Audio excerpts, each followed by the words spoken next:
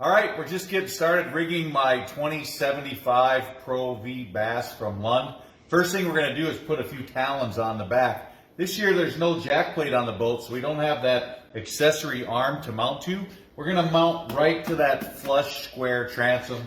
We're going to be using tilt brackets to put them on there. So we already turned the motor sideways to make sure we've got plenty of clearance. We're going to put that mount right there. Make sure it's got room to go up and down.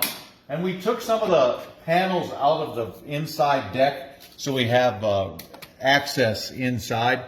Next thing we're going to have to do is measure twice, cut once. That's always a great rule. Make sure everything's going to work. And we'll show you the next step when we get there. All right, you can see we marked our holes by holding the bracket in place there. Now we're going to drill them out. You want to be careful to keep that drill nice and straight and level if possible. It just makes things line up a lot better.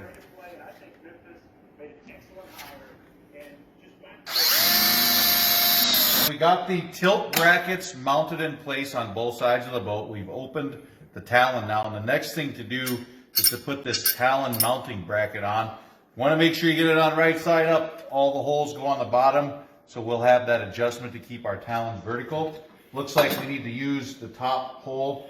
That way we get a lot of clearance, so everything works out there. But 4 bolts, and we'll be right back to put the talons on. The next step was to figure out the right angle to keep our talons vertical.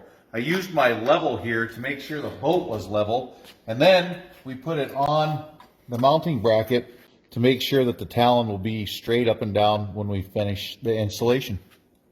So we've got the talon mounted now. We used a straight edge along the bottom of the boat to make sure that the talon will not be in the water when we're up on plane. So we got that adjusted. We're nice and perpendicular to the water. The last thing we've got to do, other than supplying power, is put this little kickstand on, so when we tilt the talon forward, this holds it up from falling on the deck or damaging itself in the process. So stay tuned, we'll wrap this up shortly. We've got the kickstand on. These are really nice.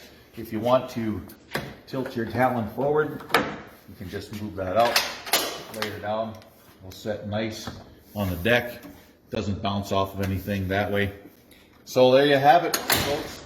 Minn Kota Talons, down and dirty, nice and easy. Keep you locked in place.